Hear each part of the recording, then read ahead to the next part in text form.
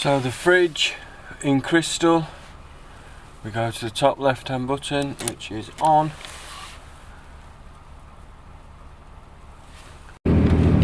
Okay, so changing the temperature, which is currently set at chilled, we're going to change that to frozen.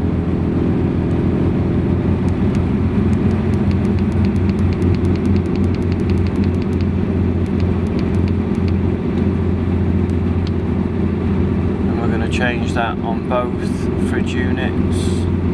So set point 1, zone 1 is done, zone 2,